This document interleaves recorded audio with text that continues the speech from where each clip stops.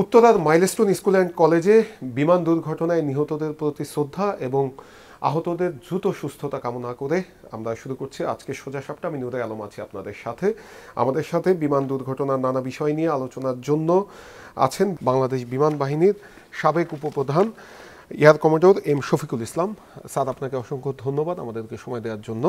প্রথমেই স্যার জানতে চাই, আপনি অবশ্যই দেখেছেন এবং আপনি নিজেও বিমান বাহিনীতে দীর্ঘ ৩৫ বছর চাকরি করেছেন, নিজেও জিডিপি পাইলট ছিলেন, ফাইটার পাইলট ছিলেন। স্যার, আপনার কাছে কি মনে হয় স্যার, দুর্ঘটনার কারণ কি হতে পারে? স্যার, দুর্ঘটনাটা অতি সত্যি একটা মর্মস্পর্শী। এরকম ঘটনা আমাদের ন্যাশনাল লাইফে হয়নি কখনো। আর সবচেয়ে দুঃখজনক হলো, মর্মান্তিক হলো, আমাদের কোমলমতি শিশুদের অনেকগুলো প্রাণ গিয়েছে, ঝরে গেছে। আর অনেকে হসপিটালে কাতরাচ্ছে, তাদের জীবনের সাথে লড়াই করছে। আর আমাদের ফ্লাইট লেফটেন্যান্ট তকির, সে শাহাদাত বরণ করেছে ওই দুর্ঘটনার ফলশ্রুতিতে। আমি তাদের আত্মার মাগফিরাত কামনা করি এবং যারা যারা হসপিটালে আছেন তাদের সুস্থতা কামনা করে আর ইন্ডিপেন্ডেন্ট টেলিভিশনকে ধন্যবাদ জানিয়ে আমি আমার বক্তব্য শুরু করতে চাচ্ছি। গতকালকে যে ঘটনাটা ঘটেছে আমাদের বিমান বাহিনীর জীবনে, এটা একটা রুটিন অ্যাফেয়ার বলবো, দুঃখজনক হলেও, যে এয়ার ক্র্যাশ একটা স্বাভাবিক ব্যাপার আমাদের প্রফেশনাল লাইফে। এটাকে আমলে নিয়েই কিন্তু আমরা আমাদের কর্তব্য চালিয়ে যাই, শান্তিকালীন, সমরকালীন, যখনই হোক। কিন্তু গতকালের ঘটনাটা একটু ব্যতিক্রমধর্মী, যে এ যাবৎকালে আমাদের প্রায় 46টা দুর্ঘটনা ঘটেছে। এর মধ্যে সিভিলিয়ান ইনোসেন্ট লাইফের কোনো ক্ষতি হয়নি। কিন্তু গতকালকের ব্যাপারে it was a disaster as far as loss of life is concern, যেটা নাকি শুধু আমাদের জাতীয়ভাবেই না, পুরা বিশ্বে একটা আলোড়ন সৃষ্টি করেছে। একটা আমরা শোকের একটা প্রভাব ফিল করেছি, যার ফলশ্রুতিতে এমনকি ইউনাইটেড নেশনস থেকে পর্যন্ত তারা শোকবাণী পাঠিয়েছে আমাদের এই ঘটনার পরিপ্রেক্ষিতে। আর বিশ্বজুড়ে আমাদের বাংলাদেশে যত এম্বাসি আছে আর জাতিগতভাবে আজকে আমরা শোক দিবস পালন করতেছি ওদের সম্মানার্থে। গতকালকের ফ্লাইটটা তকিরের জন্য একটা যুগান্তকারী একটা ফ্লাইট ছিল তার জীবনে, ক্যারিয়ার জীবনে, কিন্তু এয়ারফোর্সের জন্য একটা রুটিন ফ্লাইট। সে এই পর্যায়ে পৌঁছার জন্য 4টি ইম্পর্টেন্ট ফ্লাইং ধাপ, ট্রেনিং ধাপ পেরিয়ে তারপরে এই স্টেজে পৌঁছেছে, যেটা নাকি খুব অল্প সংখ্যক পাইলটই উত্তীর্ণ হতে পারে এই পর্যায় পর্যন্ত। প্রথমে সে একাডেমিতে বেসিক ফ্লাইং করেছে, তারপর কমিশন পেয়েছে জিডিপি ব্রাঞ্চে। কমিশন পাওয়ার পরে বেসিক জেটের কনভার্সন করেছে, যেটা রিকোয়ারমেন্ট, তাও সিলেক্টেড পাইলটরা আসে ওই জেট কনভার্সনে। ওইটা উত্তীর্ণ হওয়ার পরে সে ইন্টারমিডিয়েট ফাইটার ট্রেনিংয়ের জন্য আরেকটা জেট ট্রেনার ফ্লাই করে। তারপরে অ্যাডভান্স জেট ফ্লাই করে, লাইক ইয়েক 130 ক্যাটাগরি। ফাইনাল অপারেশনাল ট্রেনিংটা হয় আমাদের F7 এয়ারক্রাফটে, যেটা সে কৃতিত্বের সাথে কমপ্লিট করার পরে সে আসছে F7 BGI-এর কনভার্সন ট্রেনিং ফেজে, যেটা নাকি আলটিমেট কনভার্ট করার পরে সে আকাশ যুদ্ধের জন্য যোগ্যতা অর্জন করবে ওই এয়ারক্রাফটে। গতকালকের মিশনটার আগে সে 2 সিটের ট্রেনার প্লেনে, BGI প্লেনে 2টা মিশন করেছে, যেটা ফলাফল সন্তোষজনক ছিল। ওটার পরিপ্রেক্ষিতে তাকে একা পাঠানো হলো সোলো ফ্লাইংয়ে। একটা ডুয়েল সিটার এয়ারক্রাফটেই তাকে একা পাঠানো হলো, ওই প্লেনেই, যে প্লেনে তাকে ক্লিয়ারেন্স দেওয়া হলো ফ্লাই করার জন্য। আর যে ক্লিয়ারেন্স দিয়েছে স্বয়ং তার স্কোয়াড্রন অধিনায়ক। তাকে ফ্লাইংয়ে পাঠানোর পরে সে গিয়ে রানওয়ের কোনাতে আমাদের মোবাইল ট্রাফিক কন্ট্রোল একটা ভ্যান থাকে, ওইখানে সে রেডিও নিয়ে সে অপেক্ষা করতেছিল তার মিশনটা কমপ্লিট করার জন্য। আর ওইখান থেকে সে দেখতেছিল পুরা ফ্লাইং প্যারামিটারটা বসে বসে, কারণ তার ফ্লাইং হাইট ছিল 1500 ফিটের মতো অ্যাভারেজ। আর উইদিন সাইটিং ডিস্টেন্স, মানে ওইখান থেকে দেখা যেত যে প্লেনটা পুরোপুরি তার চোখের সামনেই ফ্লাই করতেছে। এয়ারফিল্ডের উপরে তার 3টা প্যাটার্ন করার কথা according to the flight profile, about 15 minutes time. সে টেক অফ করলো, নর্মাল সার্কিট জয়েন করলো, একটা চক্কর দিল। চক্কর দেওয়ার পরে তৃতীয় চক্করের সময় তাকে এয়ার ট্রাফিক কন্ট্রোল টাওয়ার থেকে বলা হলো যে তুমি এয়ারফিল্ডের পূর্ব সাইডে একটু অপেক্ষা করো ওই হাইটে, কারণ আর একটা সিভিল ট্রাফিক আছে, ওটা রিকভার করার পরে তুমি আসবা। তো accordingly say he was holding east of the airfield for the civil traffic two land. যখন সিভিল ট্রাফিক ল্যান্ড করলো তাকে বলা হলো জয়েন করার জন্য, সে সার্কিট জয়েন করলো। জয়েন করার প্রসেসটা হলো সে 1500 ফিট হাইটে রানওয়ের প্রথম থেকে শুরু থেকে শেষ পর্যন্ত ফ্লাই থ্রু করার পরে সার্কিট জয়েন করে সে ল্যান্ড করবে। যখন সার্কিট জয়েন করতেছে, সুপারভাইজার যে বসা ছিল তার অধিনায়ক, সে দেখতেছিল যে প্লেনটা অনেক নিচুতে চলে আসছে, গ্র্যাজুয়ালি সে হাইট লস করতেছে। তখন তাকে রেডিওতে বলল যে তুমি অনেক নিচে চলে গেছো, তোমার হাইট জ্যাক আপ করো। তখন কোনো উত্তর আসেনি তার কাছে। একটু পরে দেখলো সে আরও নিচে চলে যাচ্ছে। তখন এখান থেকে বসে সে বুঝতে পারলো যে এখন সে যদি ইজেক্ট না করে তাহলে সে প্রাণে বাঁচবে না। তখন এইখানে বসে সে তাকে ইনস্ট্রাকশন দিল যে ইজেক্ট, 2বার সে বলেছে ইজেক্ট ইজেক্ট, কিন্তু ইজেক্ট করে নাই। পরে দেখা গেল প্লেনটাকে বাঁ দিকে কাত করে সে নিচের দিকে নামতেছে, কিন্তু বাঁ দিকে কাত করে সে গ্রাউন্ড হিট করলো। ঠিক আছে, এতে প্রমাণিত হয় যে সে জেনে শুনে তার safety height, ejection safety height, বিশেষ করে ইন এ ডিসেন্ডিং মোড অ্যাপ্রোচে সে এটা অতিক্রান্ত করেছে। কারণ শেষ মুহূর্ত পর্যন্ত সে চেষ্টা করেছে প্লেনটাকে ওই জনবহুল জায়গা থেকে সরিয়ে নেওয়ার জন্য, কিন্তু সেটা সে সক্ষম হয়নি। কারণ বোঝা যাচ্ছে যে কন্ট্রোলে কিছু সমস্যা ছিল, যার জন্য সে বলেছে যে I have got technical problem. যখন সে দেখলো যে এই প্লেনটাকে আর কন্ট্রোল করা যাচ্ছে না, শেষ মুহূর্তে he ejected, but it was far below the parameter of the ejection limit. এত নিচে চলে আসছে, আর প্লেনটা যেহেতু হাইট লস করতেছে, ওই অবস্থানে যদি একটা ইজেক্ট করে তাহলে এটা ইজেকশন সাকসেসফুল হয় না। যদিও এই সিটটা মার্টিন বেকার 00 সিট, গ্রাউন্ডে যদি স্টেশনারি থাকে এয়ারক্রাফটটা, ওইখান থেকেও যদি ইজেক্ট করে, ওই সিটটা পাইলটকে উপরে নিয়ে প্যারাশুট ডিপ্লয় করে পাইলটকে প্যারাশুটে নামানোর ক্যাপাসিটি রাখে। এইখানে সাকসেসফুল হয় নাই কেন? Because aircraft was in descending, not in a steady platform. So ইজেকশনের যে কার্যকারিতা ওইটা ব্যাহত হয়েছে, যার জন্য সে সিট শুদ্ধ এই ছাদের উপরে পড়েছে। প্লেনটা হিট করার পরে সামনে গিয়ে সে ছাদের উপরে দোতলায় সে পড়েছে। অ্যান্ড পুরো বডি, হয়তো যারা দেখেছে, এটা খুবই মর্মান্তিক একটা, যেটা ব্যাখ্যা দেওয়া যায় না। বলা চলে। এখানে আমার অভিজ্ঞতার আলোকে আমি এই কথাই বলবো যে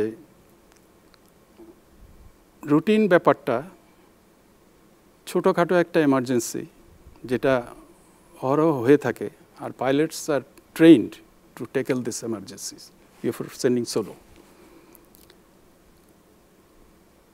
আমাদের স্ট্যান্ডার্ড প্রসিজার আছে যে তুমি যদি দেখো যে এয়ারক্রাফটটা নিশ্চিতভাবে ক্র্যাশ করতে যাচ্ছে আর তোমার কন্ট্রোলের বাইরে,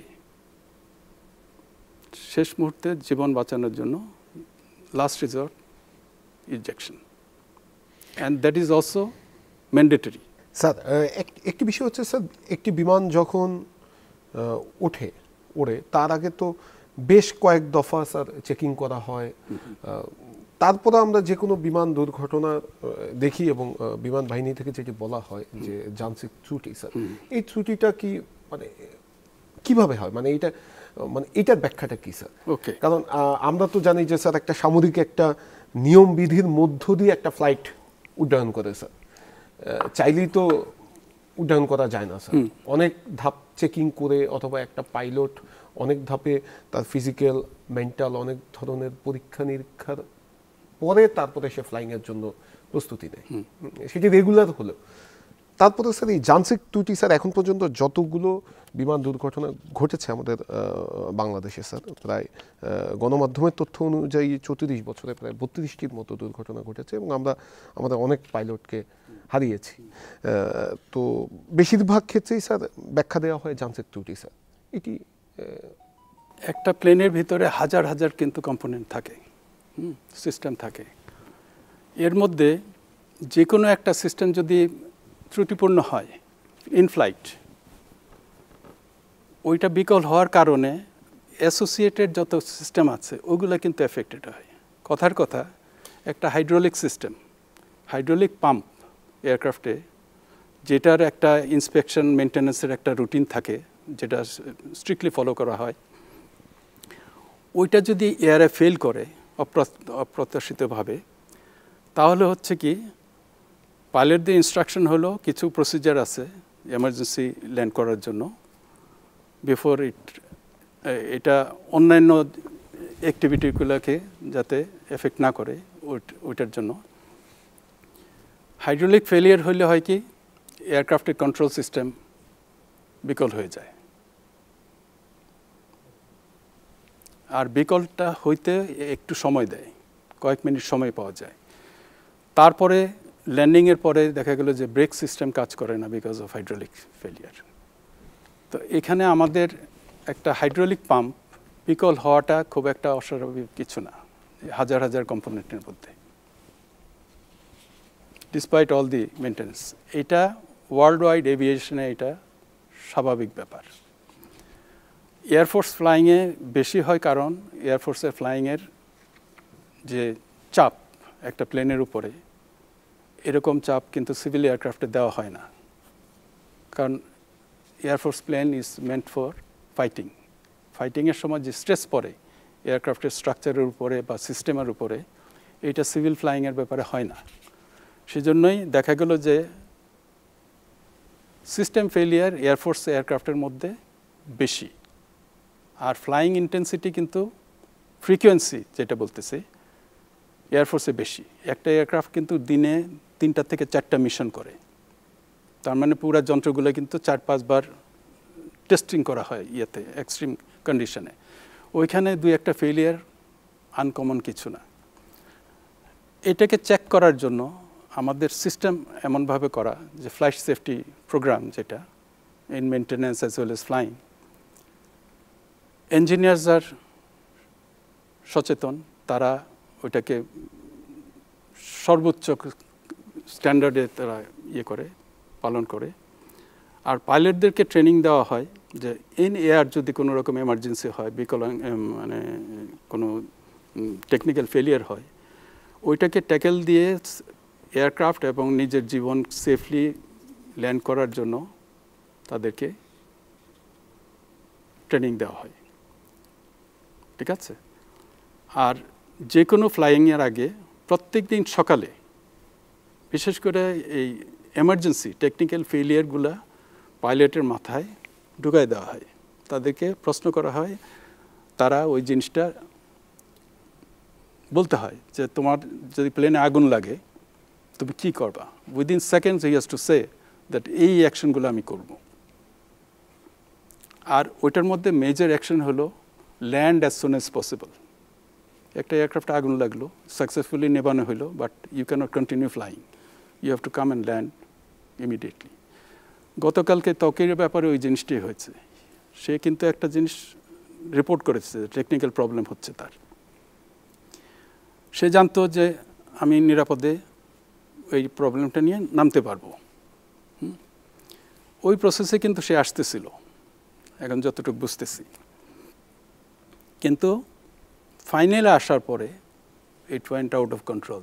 ওই জিনিসটা আরও হয়তো এফেক্ট করেছে কন্ট্রোলের মধ্যে বা কিছু, যার জন্য aircraft was out of control and he had to die and fall into that crowded place. এই পুরা জিনিসটার কোনো সুনির্দিষ্ট ব্যাখ্যা নাই। স্যার, F7 যেটি গতকালকেরও দুর্ঘটনায় পড়ে, এর F7-এর যদি একটু হিস্ট্রি দেখি স্যার, এর আগে 2010 সালে স্যার F7 MB যুদ্ধবিমান পতেঙ্গায় বিধ্বস্ত হয়েছে। 2015-তে F7 MB যুদ্ধবিমান পতেঙ্গাতেই বিধ্বস্ত হয়েছে, সেখানেও একজন পাইলট নিহত হয়েছিলেন, ফ্লাইট লেফটেন্যান্ট তাহমিদ। তারপরে স্যার 2018-তেও স্যার F7 যুদ্ধবিমান টাঙ্গাইলের রকেট ফায়ারিং অনুশীলনের সময় স্যার বিধ্বস্ত হয়েছে, সেখানেও পাইলট নিহত হয়েছিলেন। কালকে যেটি হলো সেটিও স্যার F7 স্যার। স্যার অনেকেই যেটি বলছেন, আমরা দেখছি যে অনেকেই প্রশ্ন তুলছেন যে এই বাংলাদেশ বিমান বাহিনীর যে বিমানগুলো রয়েছে সেই বিমান বাহিনীর বিমানগুলো আগের মডেলের, এবং যেই এই F7 বিমান পৃথিবীর অন্যান্য দেশের বিমান বাহিনী তারা ব্যবহার করা বাদ দিয়ে দিয়েছে। তো এখনো এগুলো ব্যবহার কেন করা হচ্ছে, অথবা এটার আসলে যৌক্তিকতা কি, মানে এটার ব্যাখ্যাটা কি? ওকে, যেই বক্তব্য আপনি দিয়েছেন যে অন্যান্য বিমান বাহিনী এটাকে অপারেট করে না, অনেকেই দিয়েছে স্যার, আমাদের না, এই অনেকের যে পারসেপশন, এটা আমি সহমত না। এই কারণে আপনারা জানেন যে পাকিস্তান বিমান বাহিনীর কথা আপনারা জানেন, রিসেন্টলি আপনারা শুনেছেন পাকিস্তান বিমান বাহিনীতে একই মডেলের এয়ারক্রাফট তারা 88 থেকে ব্যবহার করতেছে, অ্যান্ড দে আর এখনও still they are the frontline fighter. আর তাদের পারফরমেন্সের ব্যাপারে আপনারা জানেন। বিমান তো তাদের সাথে আরো আধুনিক স্যার। কোনটা, কেমন, কিভাবে? F সিরিজের যে বিমানগুলো স্যার। না না না, আমাদের যে BGI exactly same series aircraft, তাদের more than 100 aircraft they are having, they frontline aircraft they are using still. এই গত যে যুদ্ধ হলো, যে ছোটোখাটো যুদ্ধ যেটা হলো এয়ার কমব্যাট, ওইটার মধ্যে they are part of the force package. কারণ একটা যদি আপনি বিমান যুদ্ধ পরিচালনা করতে চান, ওইখানে কিন্তু বিভিন্ন ধরনের বিমান থাকে, বিভিন্ন ক্যাপাবিলিটির। ফার্স্ট হলো এয়ার সুপিরিয়রিটি ফাইটার, যেটা নাকি আপনার একটা ফোর্স প্যাকেজ যারা আক্রমণ করতে যায়, যে কম্বিনেশনটা অফ দ্য এয়ারক্রাফট, ওইটার মধ্যে ওই ফোর্স প্যাকেজটাকে প্রোটেক্ট করার জন্য যে এয়ারক্রাফটগুলো থাকে সেগুলো হলো এয়ার সুপিরিয়রিটি ডিফেন্ডিং ফাইটার্স। এই পুরা ফোর্স প্যাকেজটাকে ডিফেন্ড করার জন্য শত্রু আক্রমণ থেকে, যাতে তারা মিশনটা ক্যারি করতে পারে। আর এই ফোর্স প্যাকেজের মধ্যে বিভিন্ন ধরনের এয়ারক্রাফট থাকে। কিছু থাকে মিসাইল ক্যারিং, যেটা স্ট্যান্ড অফ ডিস্টেন্স থেকে তারা মিসাইল ফায়ার করে। আর কিছু থাকে বম ক্যারি করে। আর যেই প্লেনগুলো বম ক্যারি করে তাদের নিজেদের আত্মরক্ষার্থে কোনো অস্ত্র থাকে না সাধারণত, তাদেরকে রক্ষা করার জন্য ওই এয়ার সুপিরিয়রিটি ফাইটারগুলো যায় ওই ফোর্স প্যাকেজে। তো ওই লেয়ার্ড প্যাকেজিংয়ের মধ্যে F7 falls in the major force. এরা বম ক্যারি করে, লেটস সে স্ট্রাইকিং ফোর্স। এই প্যাকেজটা পাকিস্তান এয়ারফোর্সে করতেছে। আর আমাদের শান্তিকালীন যে ট্রেনিং হয় এয়ারফোর্সের, we need some aircraft, rugged aircraft, which is known as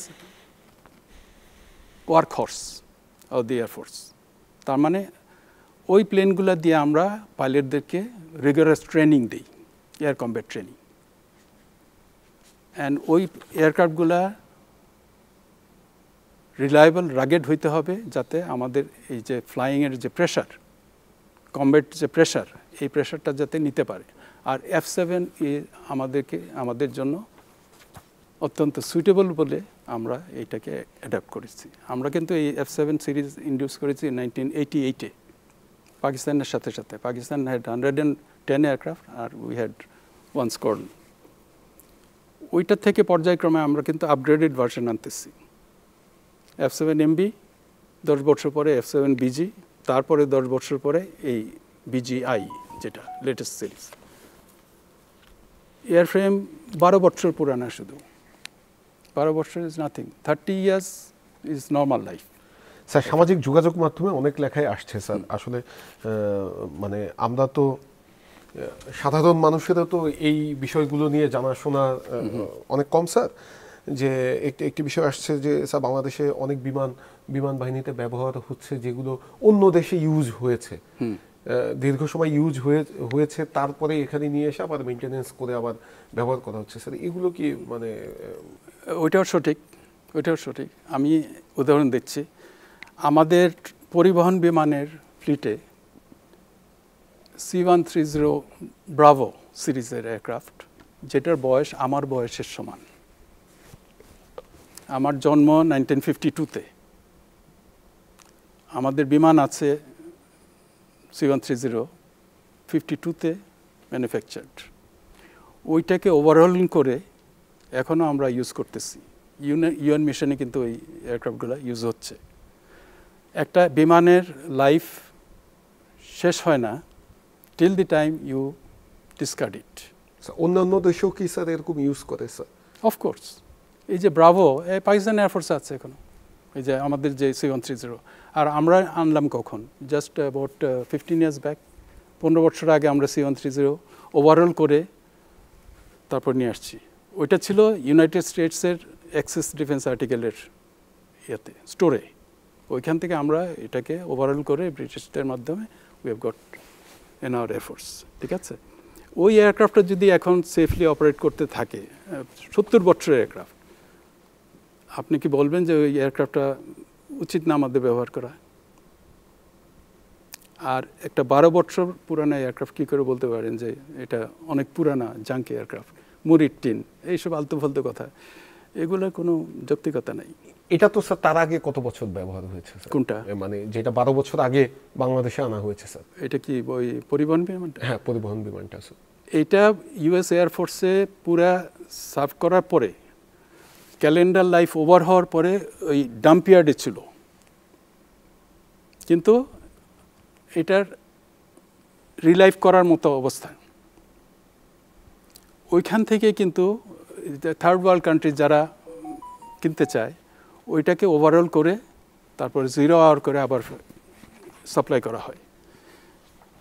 middle eastern কান্ট্রিতে ডজন এয়ারক্রাফট ওই সিরিজের অপারেট করতেছে। আমরাও কিন্তু সুযোগ পেয়েছি আমেরিকান এয়ারক্রাফট আনার জন্য, অ্যান্ড আমরা নিয়ে আসছি ওই ইয়েতে। অ্যাফোর্ডেবল প্রাইস, থ্রোয়ে প্রাইস, কিন্তু ওভারঅল করার পরে আমাদের কাজ চলে। তারপরে ওইটার অভিজ্ঞতার আলোকে এখন আমরা করলাম কি, লেটেস্ট C-130 জুলিয়েট, যেটা এক্সটেন্ডেড বডি, অনেক পাওয়ারফুল ইঞ্জিন, ওইটা এখন আমরা আমাদের ফ্লিটে নিয়ে আসছি। এইভাবে আমরা আমেরিকান ট্রান্সপোর্ট প্লেনের ফ্লিটে আমরা জয়েন করেছি বাংলাদেশ বিমান বাহিনীতে। আগে ছিল রাশিয়ান প্লেন N-32, যেটা আমরা আস্তে আস্তে ফেজ আউট করে দিচ্ছি, এখন আমেরিকান এয়ারক্রাফট নিয়ে আসতেছি। কিন্তু আমাদের ওই লাক্সারি নাই যে আমরা ব্র্যান্ড নিউ একটা এয়ারক্রাফট পরিবহন বিমান ইউএসএ থেকে আনব। এটাও কিন্তু ইউজড এয়ারক্রাফট, রয়্যাল এয়ারফোর্সে ছিল, ওইটাকে আমরা ওভারঅল করে তারপর আমরা নিয়ে আসছি জুলিয়েট, যেটা লেটেস্ট। আর না হয় আমরা যদি লেটেস্ট পরিবহন বিমান চাই, আমেরিকান এয়ারফোর্সে এখন C-17 আছে, যেটা জেট ট্রান্সপোর্ট এয়ারক্রাফট, ওইটা আমরা অ্যাফোর্ড করতে পারবো না। এটা কয়েকশো মিলিয়ন ডলার এক একটা পিস। তো আমাদের কাজের জন্য দিস আর মোস্ট সুইটেবল। এইভাবে আমাদের ইয়ে করতে হবে, চালিয়ে যেতে হবে। স্যার, আমাদের তো এখনো যে প্রশিক্ষণ দেওয়া হয় স্যার যশোর একাডেমিতে স্যার, সেটি তো PT-6 প্রশিক্ষণ। PT-6 এখনও আছে, তার সাথে সাথে প্যারালালি ওই গ্রুভ 120 যেটা জার্মান বেসিক ট্রেনার, ওইটা অলরেডি রিপ্লেস করতেছে BT6গুলোকে। এটাই এইভাবে আমরা ফেজ আউট করি আর কি। স্যার সেই PT6 প্রশিক্ষণ বিমানও তো স্যার অনেকবার বিধ্বস্ত হয়েছে, মানে এই বিমানগুলো মানে এখনো কি স্যার কার্যকরী স্যার, জানার জন্য আর কি স্যার, মানে এই মানে প্রশিক্ষণের জন্য কি এখনো অন্য দেশগুলো কি ব্যবহার করে স্যার? অবশ্যই করে, অবশ্যই করে। PT6 বিমান চাইনিজ এয়ারফোর্সে এখনো পর্যন্ত বেসিক ট্রেনার হিসেবে আছে।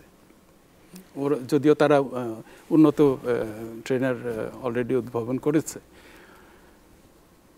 আর PT6 কিন্তু খুব একটা রাগেড এয়ারক্রাফট, আর বেসিক ট্রেনিংয়ের জন্য আপনার ওই রাগেড এয়ারক্রাফটই দরকার, যাতে ভুল করলেও, হেভি ল্যান্ডিং করলেও এটা সাস্টেন করতে পারে। নাজুক যদি হয় তাহলে ক্যাডেট কিন্তু ভুল করে 2 দিনে এয়ারক্রাফট ভেঙে ফেলবে। আমাদের প্রয়োজনে PT6 was the best aircraft তখন, যখন আনা হয়েছে। 77-এ আসছে PT6। আর আমাদের এখানে এয়ারফ্রেম ওভারহলিং প্ল্যান্টও আছে, তো আমরা স্বয়ংসম্পূর্ণ মোটামুটি ছিলাম। তো এখন একটা স্টেজ আসছে যেখানে calendar life, 3rd calendar life expired, সেগুলো ফেজ আউট করা হচ্ছে সার্ভিসেবল থাকতেই। আর ওইটার রিপ্লেসমেন্ট হিসাবে এখন আসতেছে Grob, German plane, propeller plane. আর ট্রেনিং কস্ট, অপারেটিং কস্ট PT6-এর চাইতে অনেক কম, কারণ এটা টার্বোপ্রপ ইঞ্জিন, যেটার ফিউল কনজাম্পশন অনেক কম, সস্তা অপারেশন। প্লাস PT6-এর হলো high grade fuel, piston engine aircraft, যেটা ওয়ার্ল্ডে on the operating cost basis এটাকে আস্তে আস্তে ফেজ আউট করতেছে। সেই কারণে আমরাও এটার ক্যালেন্ডার লাইফ আর কস্ট অফ অপারেশনের জন্য আমরা ফেজ আউট করে cheaper and more modern aircraft আমরা ইন্ট্রোডিউস করছি। অলরেডি আমাদের গ্রুপের সংখ্যা মোটামুটি পর্যাপ্ত আছে আর কি।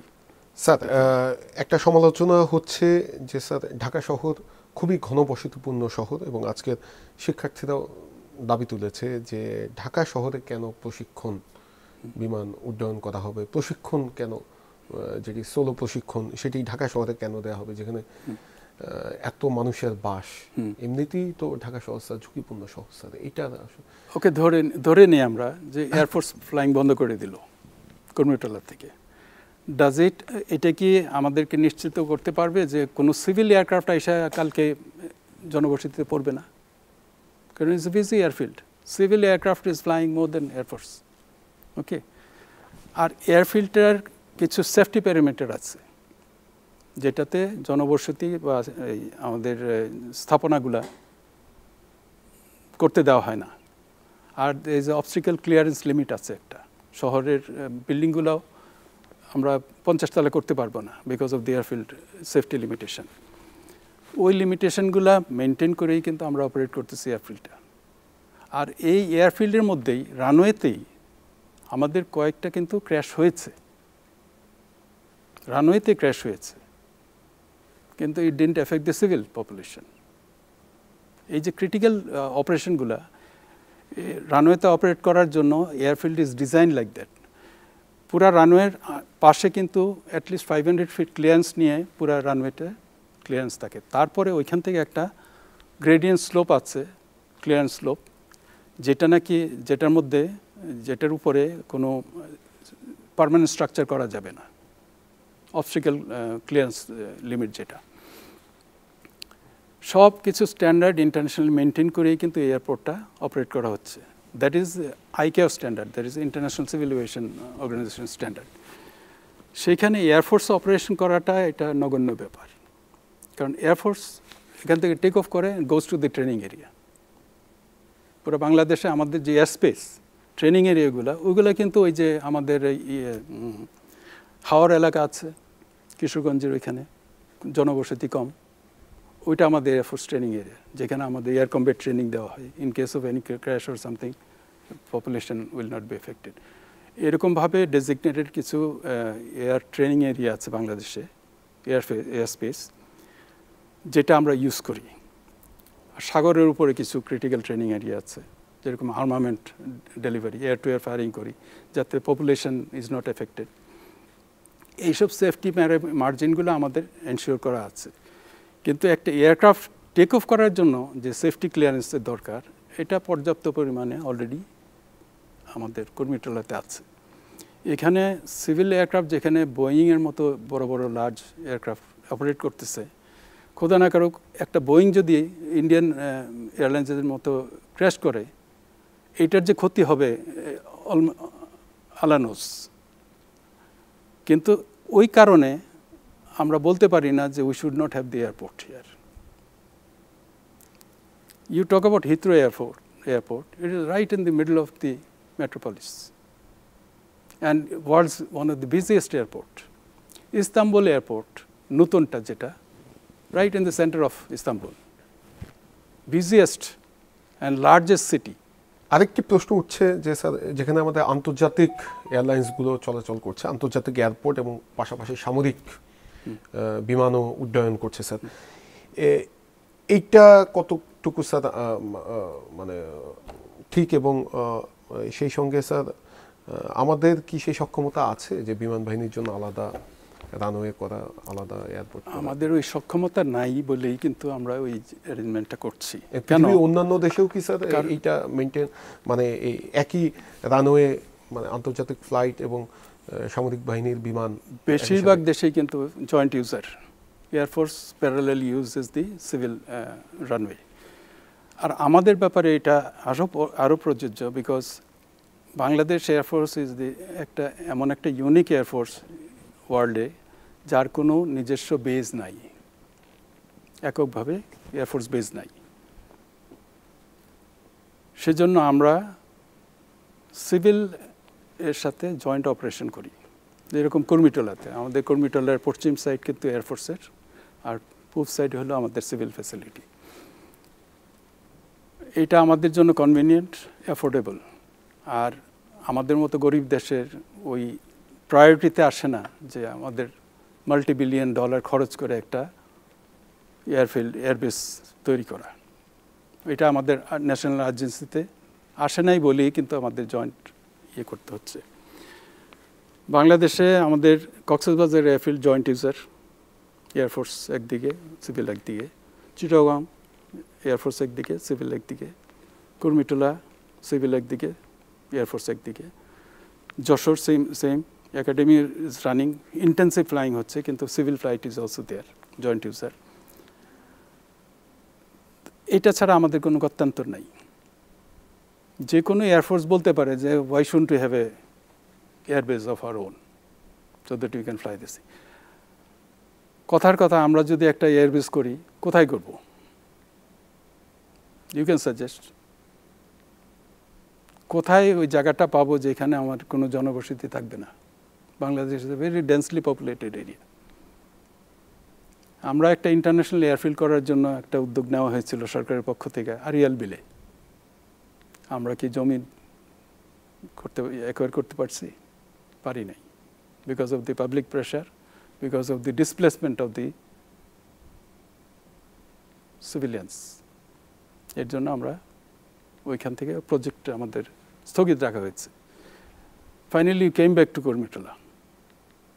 ঠিক আছে, এই অবস্থাটা কিন্তু আমাদের বাংলাদেশে ইউনিক না, অন্যান্য দেশেও কিন্তু কয়েক বছর আগ পর্যন্ত, এক দশক আগ পর্যন্ত Hong Kong airport was most congested airport Kai Tak হওয়ার আগে। ওই এয়ারপোর্টে অ্যাপ্রোচ করতে গিয়ে there was no straight path of approach, even for the 747 Boeing. এটা পাহাড়ের চিপা দিয়ে এই টার্ন করে করে লাস্ট মুহূর্তে উইংস লেভেল করে তারপর they use to land. Unique একটা এয়ারপোর্ট। ওরা কোনো সময় বলে নাই ভাই will not allow this airline to operate, because that was the main source of income for them. That airport was the hub of the region. তো জাতীয় স্বার্থে কিছু কিছু কাজ করতে হয়, যেটা সাথে আমাদের খাপ খাইয়ে চলতে হয়। Otherwise it will be difficult for us to maintain an air force. আমি যদি বলি যে আমার একটা আলাদা এয়ারবেস লাগবে, that airbase is not likely to come and air force will have to sit on the ground. তো এটা কি আমাদের জন্য কাম্য না। সেজন্য আমাদের তরফ থেকে কিছুটা কম্প্রোমাইজ করে হইলেও we have to adjust. Sir আমরা সবসময় বলি এবং শুনি আধুনিক বিমান বাহিনী স্যার, আমাদের বিমান বাহিনী কতটুকু আধুনিক স্যার আপনার কাছে কি মনে হয়? আপনি তো স্যার দীর্ঘ বছর চাকরি করেছেন বিমান বাহিনীতে স্যার। একটা বিমান বাহিনীর আধুনিকতার আসে থেকে এবং স্যার সেই সাথে একটু সাপ্লিমেন্টারি জিজ্ঞেস করি স্যার, পৃথিবীব্যাপী স্যার এখন যারা সামরিক দিক থেকে শক্তিশালী তাদের কিন্তু সর্বোচ্চ অগ্রাধিকার হচ্ছে এয়ারফোর্স। তো এবং আমাদেরও তো আসলে স্যার এখন মানে পুরো পৃথিবী তো স্যার এক ধরনের সংকটকালীন অবস্থার মধ্য দিয়ে আছে। আমাদের আসলে বিমান বাহিনী কতখানি শক্তিশালী এবং কতখানি শক্তিশালী হওয়া উচিত স্যার? এই প্রশ্নটা খুবই একটা গুরুত্বপূর্ণ প্রশ্ন, আর এটার একটা গভীর ব্যাখ্যার দাবিদার। ঠিক আছে, এই প্রশ্নটা যে কোনো একটা কান্ট্রির একটা ডিফেন্স স্ট্র্যাটেজি থাকে, কনসিডারিং তার যে সম্ভাব্য শত্রু ওকে মোকাবেলা করার জন্য একটা ডিফেন্স স্ট্র্যাটেজি ফর্মুলেট করা হয়। ওই বিষয়ে আমরা সরকারিভাবে জাতীয়গতভাবে কতটুকু অগ্রগামী সেটা আমরা খুব ক্লিয়ার না। আমি আমার নিজের থেকে বলছি না, আমি জানি what is the inner thing. It's suppose to be একটা খুব সেন্সিটিভ আর সিক্রেট ইস্যু। আর জাতীয়ভাবে ওই জিনিসটা আপাতত প্রাধিকার নাই। আমরা যদি দেখি, আমরা কি বলি, আমাদের foreign policy friendship towards all, malice towards none. That means I am not prepare to fight anybody, and we want to have friendship with everybody. What does it mean? আমার জাতীয় ইন্টারেস্ট জলাঞ্জলি দিয়ে হইল তোমার সাথে আমি বন্ধুত্ব রাখব। That is the motto of our foreign policy. Is it acceptable for a sovereign nation? ওই পলিসি সামনে রেখে যদি আমরা অগ্রসর হই, we don't need defense because everybody is my friend. Friend might ask something from me to keep his friendship, and if I am willing to give that, তো সমস্যা নাই, তার সাথে কোনো সঙ্গত নেই। So I don't need a defense. I don't need a strong air force. এই ধরনের নেতিবাচক যদি স্ট্র্যাটেজি থাকে, national strategy, defence has no business to exist. Okay, but বাস্তবতা কি? শত্রু কখনো বলে গিয়ে আসে না, যুদ্ধ কখনো বলে গিয়ে আসে না, চড়াই দেওয়া হয়, বিশেষ করে আমাদের third world country most unexpected source থেকে। শ্রীলঙ্কার উদাহরণ আমরা যদি দেখি, Sri Lanka didn't have an air force. ওরা তাদের হেলিকপ্টার দিয়ে আর পরিবহন ট্রান্সপোর্ট দিয়ে ট্যুরিস্ট ক্যারি করতো, পয়সা কামাইতো। যখন তামিল বিদ্রোহ শুরু হলো, then they realise the requirement of air force. রাতারাতি তারা বাটন টিপে চেষ্টা করেছে এয়ারফোর্স ইয়ে করার জন্য, but air force cannot be made in a day. They didn't have any trained combat pilot, they didn't have any aircraft, কিন্তু তাদের এয়ারফোর্স দরকার ছিল। তখন তড়িঘড়ি করে ইসরায়েল থেকে কাফির নিয়ে আসলো, ইসরায়েলি পাইলটরা আসলো, তাদেরকে ট্রেন করলো, at least carry out the ground attack. They didn't have any aerial threat from Tamils. Ground অ্যাটাকের জন্য তারা এয়ারক্রাফট আয় না, অ্যান্ড প্রাথমিকভাবে তাদের ম্যাসিভ ক্ষতিগ্রস্ত হয়েছে। তাদের ট্রান্সপোর্ট প্লেন শাটডাউন করে ফেলছে, ফাইটার লস হয়েছে, অনেক চড়াই উতরায় পার হয়ে তারা কিন্তু শিক্ষা লাভ করে তার then they came up to forming a credible air force for their requirement. তো আমরা চাই না যে we should not learn from Sri Lanka. We want to remain prepared as far as our local asset is concerned. Strategic asset কি হবে, long term asset কি হবে? Combat ready pilots, which takes an average of 4 to 5 years to produce, if they are capable. ঠিক আছে, ওই প্রোগ্রামটা আমরা যারা সদস্য ছিলাম এয়ারফোর্সে, ওই প্রোগ্রামটা নিয়েই কাজ করে গেছি। Train as much as pilot. আমাদের মনে আছে ব্যাক ইন 79, 80 আমাদের এয়ার চিফ ডিক্লেয়ার করলো যে আমাদের air force is a training air force, we have no other job but to train, idea is to train the pilots, prepare them for combat. এটার জন্য আমরা ওই PT-6 আনলাম, তারপর FT-5 আসলো যে ট্রেনের জন্য। ট্রেনিং শুরু হলো, দেন somewhere in 80s Air Force has come to a stage where we can say that we have got few pilots who are combat ready, they can fight. তখন চায়না থেকে F-6 আসলো, MiG-21 ছিল, so we were in a position to put up a fight as a combat pilot, but it took years to produce those pilots.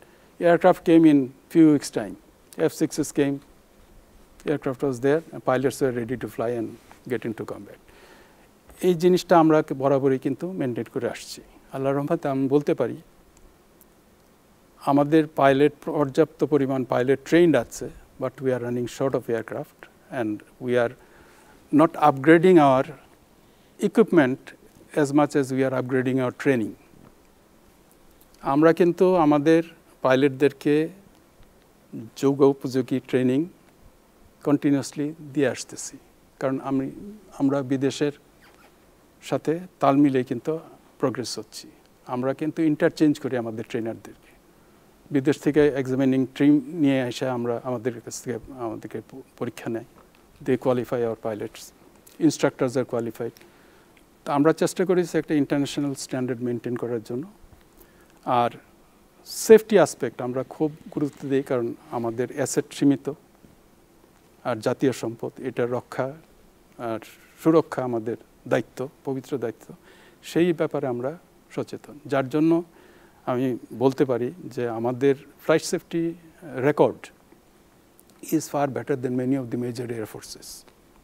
You compare about Indian air force, you talk about this thing which is a very large air force, ওদের তুলনায় আমাদের কিন্তু মাশাআল্লাহ অনেক high standard. আর যে অ্যাক্সিডেন্টগুলো হচ্ছে, the rate of accident is very low as compared to other air forces. আর pilot সেফটির ব্যাপারে আমাদের একটা দুর্বলতা ছিল যে চাইনিজ এয়ারক্রাফটের যে ইজেকশন সিট ছিল ওগুলার লিমিটেশনের কারণে আমরা অনেক ভালো ভালো পাইলট, দক্ষ পাইলট হারিয়েছি, সিনিয়র পাইলট হারিয়েছি। তখন আমরা প্রোগ্রাম নিয়ে এই ইজেকশন সিটগুলো আমরা চেঞ্জ করলাম, মার্টিন বেকার 00 সিট, যেটা নাকি গ্রাউন্ডে যদি এয়ারক্রাফটটা থাকে ওইখান থেকে ইজেক্ট করলে স্ট্যাটিক অবস্থায় ওইটা প্যারাশুট ডিপ্লয় করে পাইলটকে সেফলি এয়ারক্রাফট থেকে রিমুভ করে দেয়। এক্সাম্পল হলো, আমি স্টার্ট আপ করতেছি এয়ারক্রাফটটা, হঠাৎ করে আগুন ধরলো আর ফুল ফিউল, ওইখান থেকে রক্ষা করার কোনো উপায় নাই যে কেউ গিয়ে রেস্কিউ করবে। She ejects out, falls out of the flame, lands in parachute. এটা হলো মার্টিন বেকারের ক্যাপাসিটি। ওইটা করার পরে অনেক প্রাণ কিন্তু রক্ষা পেয়েছে, এয়ারক্রাফট আউট অফ কন্ট্রোল হয়েছে, ক্র্যাশ করেছে, but pilot has been saved. Sir কিন্তু মানে অনেক পাইলটই তো স্যার ইজেকশন করার পরেও স্যার নিহত হয়েছে স্যার।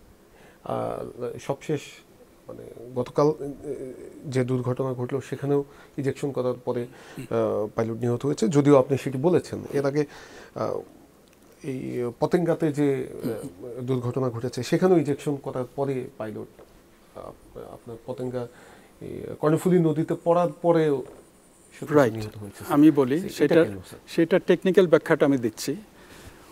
ওই এয়ারক্রাফটটার ইঞ্জিনে আগুন লেগেছিল, তারপর ওই পাইলট ভাবছে যে ওই আগুন নিয়ে হয়তো সে ল্যান্ড করতে পারবে, কিন্তু যখন সার্কিট কমপ্লিট করে ল্যান্ড করতে আসছিল তখন সে ভাবতেছে যে aircraft is getting out of control.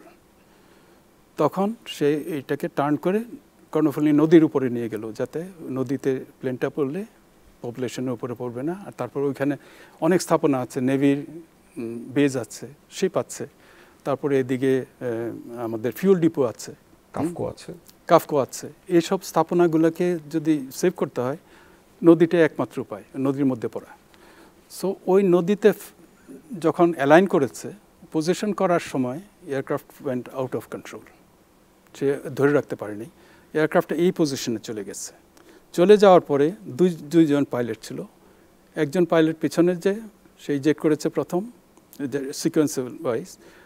Second pilot eject করতে তার এয়ারক্রাফট অ্যাটিটিউড এরকম ছিল। এইখান থেকে ইজেক্ট করার পরে হি স্ট্রেটওয়ে হিট প্যারালাল। তার প্যারাশুট ঠিকই করেছে, ডিপ্লয় করেছে, সে ঠিকই লাইভ ল্যান্ড করেছে ইয়েতে, but he was severely injured because of the position of the aircraft.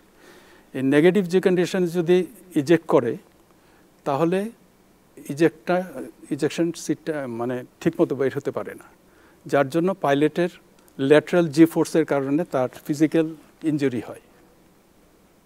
ঠিক আছে, সে ফিজিক্যাল ইনজুরি এত হয়েছে যে পানিতে পড়ার পরে তার যে ফ্লাইং গিয়ার ছিল, যেটা তার পরিত্যাগ করার কথা immediately after touching the ground, before touching the ground, ওই জিনিসটা সে করতে পারেনি বিকজ সে ইনক্যাপাসিটেড হয়ে গেছিল because of the ejection, unusual ejection. ওইগুলো নিয়ে হেলমেট পরা, মাস্ক পরা, হি ফেল ইন দ্য ওয়াটার। ওইগুলা থেকে করা, মাস্ক খোলার ক্যাপাসিটি তার ছিল না। ওইগুলো নিয়ে সে পানির নিচে যখন গেছে হি কুড নট ব্রিথ। সে ড্রাউনিংয়ের কারণে সে মারা গেছে। যখন তাকে উঠানো হলো with all this thing, he was dead because of drowning, not because of wrong ejection. ঠিক আছে, আর ইজেকশনের সময় ইঞ্জুরি যে হয়েছে because of that unusual negative যে কন্ডিশনে সে ইজেক্ট করেছে। অ্যান্ড হরিজন্টাল, আমরা যদি ভিডিওটা অ্যানালাইজ করি দেখতে পারি যে ইজেক্ট, যে আগে ইজেক্ট করেছে সে বেঁচে গেছে, he was in proper at this thing. আর সেকেন্ড যে ইজেক্ট করে মারা গেল সে ইজেক্ট করেছে সেকেন্ড অ্যান্ড লেট হয়ে গেছে। তার মানে ইজেকশন সিটের প্যারামিটারটা এক্সিড করার কারণে সে লাইফ সেভ হলো না। তাই ইন্টেনশন ছিল, he has done his job, population area থেকে সেফ ডিস্টেন্সে নদীতে ফেলেছে প্লেনটা, কিন্তু সে সেফলি আউট হইতে পারেনি because of that situation. It exceeded the limitation of the seat. Exactly আমি মনে করি যে কালকের যেটা, এটা তদন্ত করে সঠিক জিনিসটা আমরা জানতে পারবো পরবর্তীতে, কিন্তু আমার অ্যাজাম্পশন হলো he has exceeded the limit of the safe ejection parameter, যদিও এটা 0-0 ইজেকশন সিট। মাটি থেকে জ্বলন্ত একটা প্লেন থেকে সে আউট হয়ে যেতে পারে সেফলি উইথ ডিপ্লয়েড প্যারাশুট, কিন্তু ওইখানে হয় নাই বিকজ হি ওয়াজ ইন ডিসেন্টের মধ্যে ওই জিনিসটা হয় না। And last moment before impact. তো কিছু কিছু টেকনিক্যাল ইস্যু আছে যেটাতে আমরা পাইলটকে ব্লেম করতে পারি না, করাও ঠিক না। আর কিছু কিছু এমার্জেন্সি আছে যে কোনো কিছু করার থাকে না। And ejection is the last resort for a pilot. যখন নিশ্চিত হয়ে যে এই প্লেনটা সেভ করা যাবে না, তখনই he ejects, and that is mandatory for him. He cannot say that I will go down with the aircraft. That will be intentional suicide, which is illegal in our Air Force testing, and we never allow that to happen. ওইভাবেই পাইলটদেরকে motivate করা হয়, কিন্তু তাদের একটা জিনিস drill করা হয় যে আমি নিচে জনগণের যাতে কোনো ক্ষতি না হয়, জানমালের যাতে ক্ষতি না হয়, এই জিনিসটা ড্রিল করা হয় প্রসিজারের মধ্যে, ট্রেনিংয়ের মধ্যে, যার জন্য ইনস্টিংক্টিভলি সে কিন্তু ওই জিনিসটা করে যত বিপদই হোক। তার জন্য কিন্তু আমরা এই যে তেজগাঁও কুর্মিটোল এয়ারফিল্ডে যতগুলো ক্র্যাশ হয়েছে টেক অফের পরে বা টেক অফের ল্যান্ডিংয়ের সময়, প্রত্যেকটাই ওই এয়ারফিল্ডের ওই প্যারামিটারের মধ্যেই, because of the same motivation and training. অসংখ্য ধন্যবাদ স্যার আমাদেরকে সময় দেওয়ার জন্য। আমরা বিমান দুর্ঘটনার সম্ভাব্য কারণ সহ নানা বিষয় নিয়ে কথা বলছিলাম বিমান বাহিনীর সাবেক উপপ্রধান এয়ার কমান্ডার এম শফিকুল ইসলামের সঙ্গে।